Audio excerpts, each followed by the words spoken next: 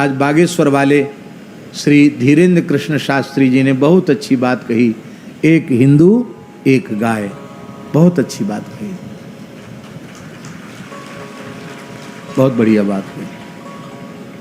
ताली तो बजा रहे पर गैया नहीं रखोगे। सबने उनके सामने हाथ तो खड़े कर दिए।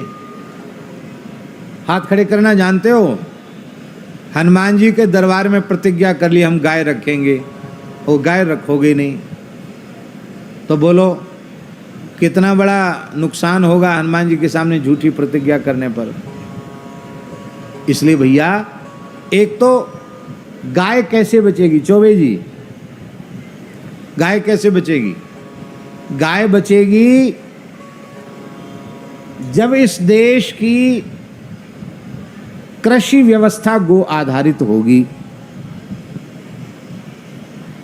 जब इस देश की चिकित्सा व्यवस्था में भी गाय होगी। गो आधारित कृषि, गो आधारित चिकित्सा और गो आधारित शिक्षा।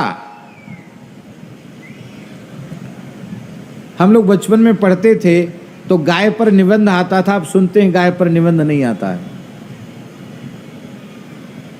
अंग्रेजी में भी गाय पर निबंध आता था, हिंदी में भी गाय पर निबंध आता था, संस्कृत में भी गाय पर निबंध आता था, अब गाय पर निबंध नहीं आता है। तो महाराज जी, प्राथमिक पाठशाला से, प्राइमरी से लेके स्नातक तक हर विद्यार्थी की अवस्था और उसकी योग्यता के अनुसार गो विषयक कुछ न कुछ शिक्षा उसे दी जानी चाहिए। प्राथमिक पाठशाला से लेकर के और स्नातक तक जब हमारी शिक्षा पद्धति में गाय आएगी तो जो भी अधिकारी ऑफिसर उस शिक्षा को प्राप्त करके निकलेंगे वे गोभक्त होंगे। फिर जो मुख्यमंत्री, प्रधानमंत्री और राज्य मंत्री और कैबिनेट मंत्रियों को जो योजनाएं बना के देंगे उनमें गाय रहेगी। और उन्हें ISC तो बनाते हैं सारी योजनाएं, और उनको बेचारों को गाय से दूर से दूर तक कोई उनका लेना देना नहीं। वो यही नहीं समझते हैं कि देसी क्या होती, जर्सी क्या होती है। इसलिए गाय को बचाने के लिए गो आधारित शिक्षा, गो आधारित चिकित्सा और गो आधारित कृषि। शिक्षा में प्राचीन व्यवस्था क्या थी? प्राचीन व्यवस्था यह थी कि हमारे देश के जितने शिक्षण संस्थान थे वो बड़े से बड़े गो सेवा के केंद्र थे। गुरुकुलों में 10-10 हजार गाय होती थी एक एक गुरुकुल में, और बटुक ब्रह्मचारी अग्नि, गौ और गुरु इनकी उपासना करते हुए सांग वेद का अध्ययन करते थे।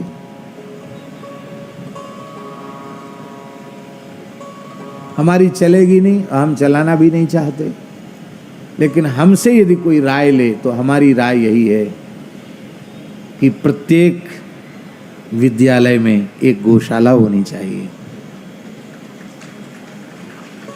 प्राथमिक पाठशाला में भी उस क्षेत्र की जो देसी गाय हो उनकी गौशाला हो, सरकारी अनुदान हो, विद्यार्थी और आचार्य मिलकर उसकी सेवा करें, और प्रत्येक विद्यार्थी को, चाहे बालक हो या बालिका हो, उसको वेद लक्षण भारतीय देसी का गाय का कम से कम 1 गिलास दूध या उसको दही या उसको छाछ पीने के लिए मिले हैं। और फिर उनको वहीं बागवानी सिखाई जाए, वहीं उनको गो आधारित कृषि सिखाई जाए, फिर मिडिल में, फिर बड़ी क्लास में, विश्वविद्यालय के स्तर पर बड़ी गौशाला। इस तरह से होगा तो निश्चित इस देश में गोरक्षा प्रश्न नहीं रह जाएगा। गोरक्षा बहुत सहजता सरलता से हो सकती है। एक और बात है, वो कह देते हैं, कुछ काम ऐसे हैं जो हम सब लोग कर सकते हैं। गोरक्षा के लिए भगवान से नित्य प्रार्थना कर सकते हैं। अभी भगवत कृपा से हजारों की संख्या में लोग ऐसे हैं जो अपने ठाकुर जी के शरणागत हैं, जो 4-4 माला कम से कम गुरु मंत्र की गोरक्षा के लिए नित्य जप रहे हैं। हम तो भगवत शरणागति के काल में ही पक्का करवा देते हैं कि 10 माला मूल मंत्र की जपना है, मंत्राज की, और 4 माला गोरक्षा के लिए जपना है, उसका पुण्य गोरक्षा के लिए अर्पित करना है। और महाराज जी, ऐसे हजारों की संख्या में लोग हैं जो गोरक्षा के लिए जप कर रहे हैं। ये हम कर सकते हैं, इतना हमें करना चाहिए। दूसरा कार्य,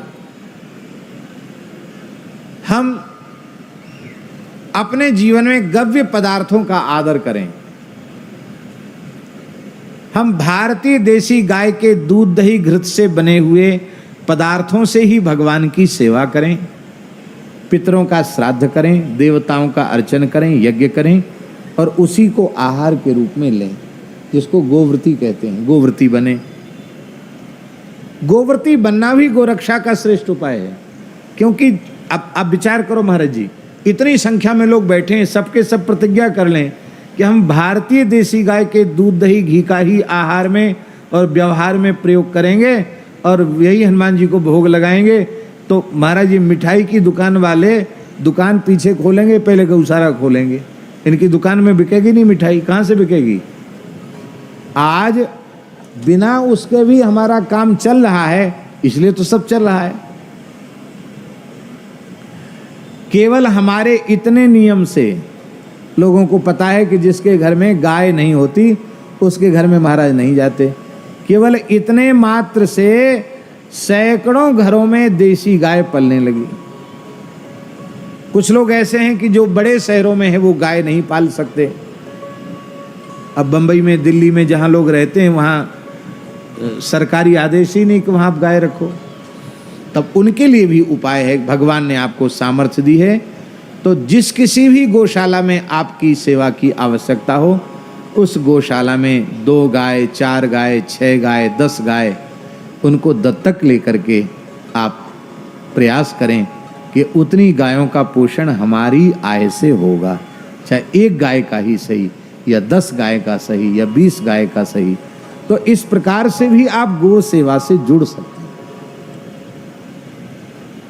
प्रत्यक्ष गो सेवा, तो गोरक्षा के लिए भगवान से प्रार्थना, गव्य पदार्थों का प्रयोग और अपने परिश्रम से प्राप्त धन का एक अंश अवश्य ही गो सेवा में उसका विनियोग। बस ये 3 काम हर आदमी कर सकता है, और बड़ी संख्या में ये काम लोग करने लग जाएं तो गोरक्षा सरल हो जाएगी।